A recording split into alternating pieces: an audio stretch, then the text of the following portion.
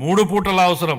కాబట్టి అలాంటి అన్నదాతకు ప్రగాఢ కృతజ్ఞతా భావంతో మేము మరో సూపర్ 6 హామీని నెరవేర్చడానికి సిద్ధమవుతున్నామని తెలియజేయడానికి ఎంతో సంతోషంగా ఉంది.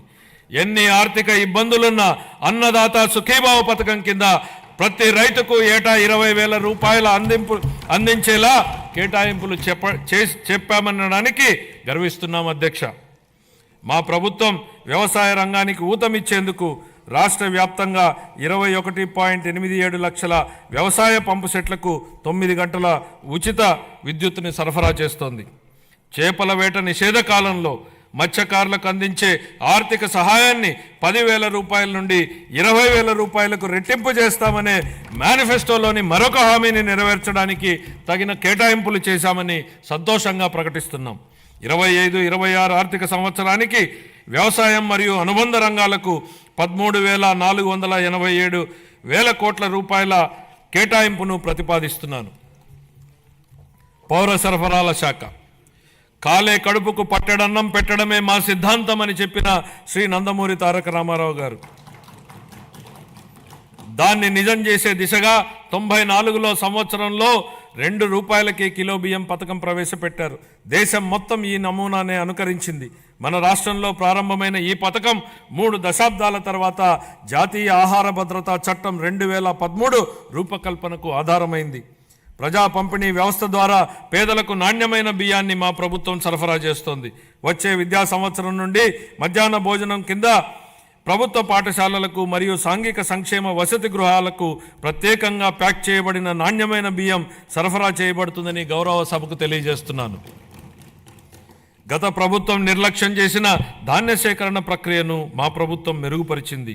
వ్యవసాయ రాబడిలో వరి కొనుగోళ్లకు ఇచ్చే మద్దతు ధర ముఖ్యమైనది అని మనందరికీ తెలుసు. 2024 ఖరీఫ్ కాలానికి గాను 5.50 లక్షల మంది రైతులకు 32.7 లక్షల మెట్రిక్ టన్నుల ధాన్యం కొనుగోళ్లకు గాను మా ప్రభుత్వం 7,564 కోట్ల రూపాయలను 48 గంటల్లోనే చెల్లించడం జరిగిందని గౌరవ సభకు తెలియజేస్తున్నాను. వాస్తవానికి 90% మంది రైతులకు 24 గంటల్లోనే చెల్లింపులు జరిగాయి. గత ప్రభుత్వ హయాంలో పెండింగ్లో ఉంచిన ధాన్యం కొనుగోలు చెల్లింపులకు సంబంధించి 1,674 కోట్ల రూపాయలను మా ప్రభుత్వం చెల్లించింది. తన సోదరీమణుల వంటింటి కష్టాల నుండి గట్టెక్కించడానికి మన గౌరవ ముఖ్యమంత్రి గారు 1999 సంవత్సరంలో దీపం పథకాన్ని తెచ్చారు. ఆ పథకం సాంప్రదాయ కట్టెల పొయ్యి వాడకం నుండి ఎల్పిజి సిలిండర్ల వాడకం వైపుకు పేద మహిళలు మారడానికి దోహదం చేసింది. మహిళలు మహారాణులు అనే విశ్వాసంతో మా ప్రభుత్వం ఆ వారసత్వాన్ని నేడు కొనసాగిస్తూ దీపం 2.0 పథకాన్ని ప్రారంభించింది. ఈ పథకం కింద 90.1 లక్షల మందికి అర్హులైన లబ్ధిదారులకు సంవత్సరానికి 3 ఎల్పిజి సిలిండర్లను మా ప్రభుత్వం ఉచితంగా అందిస్తోంది. ఈ 25-26 ఆర్థిక సంవత్సరానికి గాను దీపం 2.0 పథకం కోసం 2,601 కోట్ల రూపాయల కేటాయింపును ప్రతిపాదిస్తున్నాను. ఈ ఆర్థిక సంవత్సరానికి గాను పౌర సరఫరాల శాఖకు 3,806 కోట్ల రూపాయల కేటాయింపును ప్రతిపాదిస్తున్నాను. సంక్షేమ రంగం ప్రజలకు సామాజిక సంక్షేమాన్ని అందించడమే అధికారం యొక్క ఏకైక విధి బెంజమిన్ డిస్రేలి అన్నారు.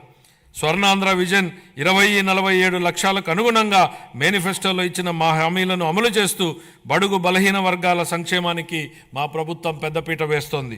వృద్ధులను ఓటు బ్యాంకుగా పరిగణించకుండా వారి జీవితాలకు ఆసరా కల్పించడాన్ని మా ప్రభుత్వం ఒక సామాజిక బాధ్యతగా భావించి మన గౌరవ ముఖ్యమంత్రి గారు సామాజిక భద్రతను ఆర్థిక కోణంలో కాకుండా మానవతా దృక్పథంతో చూస్తూ లక్షల కుటుంబాలకు పెద్ద కొడుకుగా